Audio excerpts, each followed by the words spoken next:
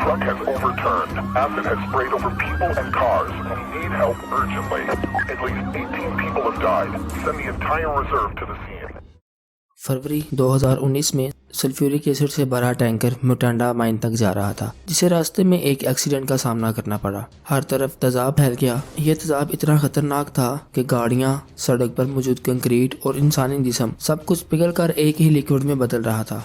भागने की कोई राह नहीं थी। रोड के इर्द गिर्द भी तेजाब के बुखारात मौजूद थे जो लोगों के लंग्स और आंखों को डैमेज कर रहे थे। वो लकी लोग जो इस हादसे में जिंदा बच गए वो उम्र भर के लिए माजूर हो गए। आपको सल्फ्यूरिक एसिड एक टेबल विनीगर की तरह लगता अगर टैंकर में फ्लोरा एंटीमोनिक एसिड होता। ये शायद हमारी ज़मीन को ही जला देता। इस एसिड का इस्तेमाल केमिकल इंडस्ट्री में होता है और अगर उस टैंकर में सल्फ्यूरिक एसिड की जगह फ्लोरा एंटीमोनिक एसिड होता तो ये एक क़यामत सा मंजर पैदा करने के लिए काफ़ी होता।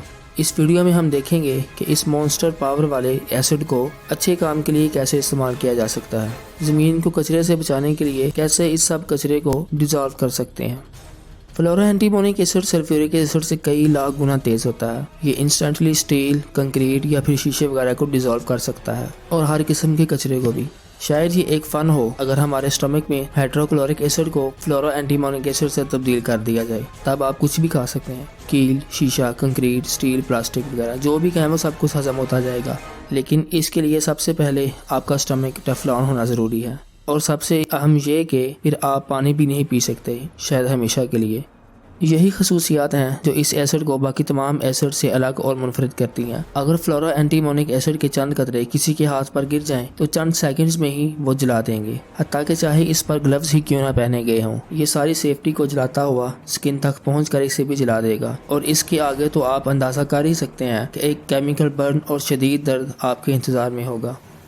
आपकी जिल्द फौरन गलना शुरू कर देगी, मसल्स और हड्डियां भी पिघलना शुरू हो जाएंगी। लेकिन सबसे हटकर भी कुछ होगा, एसिड उबलना शुरू हो जाएगा। स्टीम आपकी स्किन से उड़ती हुई नजर आएगी। पहले आपको ग्रिल्ड मीट की स्मेल आएगी, फिर जहरीली गैस आपकी नाक तक पहुंचेगी। दर्द की शिद्दत से आपका दिमाग सिर्फ 1 मिनट में ही शट डाउन हो जाएगा। दूसरे एसिड्स की तरह ये एसिड सिर्फ मटेरियल्स को ही डिसॉल्व नहीं करता बल्कि पानी के साथ रिएक्शन करके हीट और फ्लोरीन गैस भी बनाता है। हम सब ये जानते हैं कि इंसानी टिश्यू का तीसरा हिस्सा पानी है। फ्लोरा एंटीमोनिक एसिड आपके टिश्यूज में मौजूद पानी को डिसॉल्व करने से पहले इनमें मौजूद पानी को बॉयल करेगा, फिर इस केमिकल रिएक्शन की प्रोडक्ट के तौर पर फ्लोरीन गैस छोड़ेगा। अगर चंद कतरे मजीद इस एसिड के हाथ पर गिर जाएं तो सिर्फ 6 मिनट में ही हाथ मुकम्मल तौर पर डिसॉल्व हो जाएगा। स्किन फौरी तौर पर गायब हो जाएगी, साथ ही मसल्स और हड्डियां भी। इस एसिड के जिल्द पर गिरने के 1 मिनट में ही आप इस दुनिया को भूल जाएंगे। अगर आप अपने हवास नहीं खोते तो चंद सेकंड ही जहरीली गैस को आपको मारने के लिए काफी होंगे।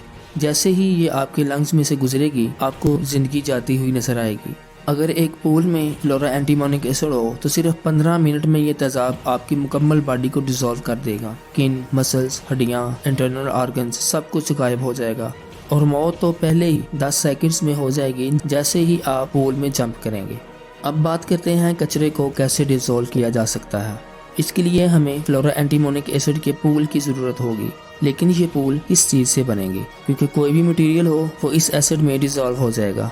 इसको स्टोर करने का वाहिद रास्ता टेफ्लॉन कंटेनर्स ही है। टेफ्लॉन में हाइड्रोजन फ्लोराइड होता है जो कि एसिड में भी होता है, जिस वजह से ये एसिड में डिसॉल्व नहीं होता। अगर हम एक टेफ्लॉन पोल बनाने में कामयाब हो भी जाते हैं तो एक और प्रॉब्लम भी रहेगी जो मैं पहले भी बता चुका हूँ। कचरे में मौजूद मॉइस्चर जैसे ही एसिड के रिएक्शन में आएगा तो कचरे के डिसॉल्व होने से पहले टेम्परेचर और प्रेशर बहुत ज्यादा हो जाएगा और फौरन धमाका भी हो जाएगा, जिसके बाद उबलता हुआ एसिड और जहरीली गैस बचेगी। जमीन के सारे कचरे को खत्म करने के लिए हमें पहले हर तरह के खतरात और सेफ्टी रूल्स का मालूम होना जरूरी है। मिसाल के तौर पर इस वीडियो के आगाज में आपने एक एक्सीडेंट देखा, वो कहीं दोबारा हो जाए और अब की बार इस कंटेनर में सल्फ्यूरिक एसिड की जगह फ्लोरा एंटीमोनिक एसिड हो तो क्या होगा? अब की बार ज्यादा अमवात होंगी, लोग गैस की वजह से अंधे हो जाएंगे। जो खुशकिस्मती से बच जाएंगे उनको शदीद जलन के साथ अजाग होने का दर्द भी होगा। इस एसिड को न्यूट्रल करने के लिए इस जगह पर लाइम की कई टन्स दरकार होंगे जो कि बजाते खुद बहुत जहरीला मटीरियल है। केमिकल रिएक्शन को न्यूट्रल करने के लिए दर्जनों फॉग नोजल्स काम करेंगे जो पानी के साथ मिलकर जमीन को कुछ बेहतर करेंगे, लेकिन ये पानी एसिड के साथ मिलकर कई हजार क्यूबिक फीट जहरीली फ्लोरीन गैस खारिज करेगा जो इर्द गिर्द की आबादी को भी बुरी तरह मुतासर करेगा, जबकि हादसे की जगह कई साल के लिए जहरीली रहेगी जहाँ कुछ भी उग नहीं सकेगा।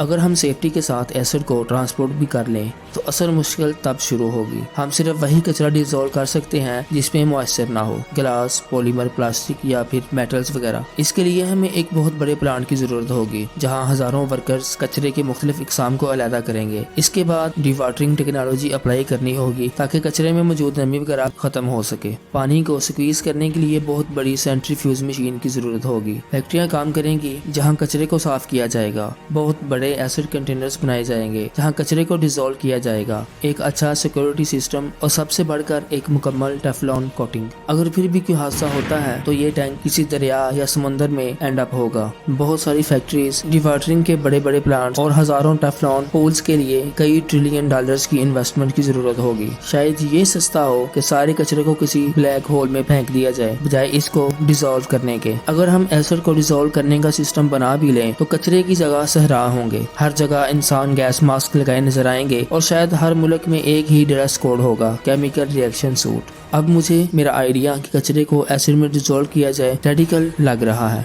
जाहिर है कोई भी ज़मीन के मुस्तकबिल को खतरे में नहीं डालना चाहेगा और इतनी बड़ी रकम को डुबोना, लेकिन शायद उम्मीद की एक किरण बाकी है। जापान का एक गांव है जिसका नाम कामिकात्सु है। इसके शहरियों को मेरे सुपर एसिड के आइडिया की जरूरत ही नहीं। इनका कचरे को ठिकाने लगाने का निजाम इतना जबरदस्त है कि एक दिन का भी कहीं नजर नहीं आता। उन्होंने अपने जाती खर्च पर इंसिनरेटर्स बनाने का इनकार कर दिया। इनका सिस्टम एक मुकम्मल कॉन्शियस डिसिप्लिन चाहता है। कमेंट्स में बताएं कि क्या आप अपने घर के कचरे को 3 या 4 मुख्तलिफ इकसाम में अलहदा करने में चंद घंटे लगाएं और फिर इसे सॉर्टिंग पॉइंट तक खुद छोड़कर भी आएं और किसी भी किस्म की कंफ्यूजन से बचने के लिए 27 पेजेस पर मुश्तमिल एक सरकारी किताब भी पढ़ें, या फिर हम वापस अपने सुपर एसिड आइडिया पर ही जाएं।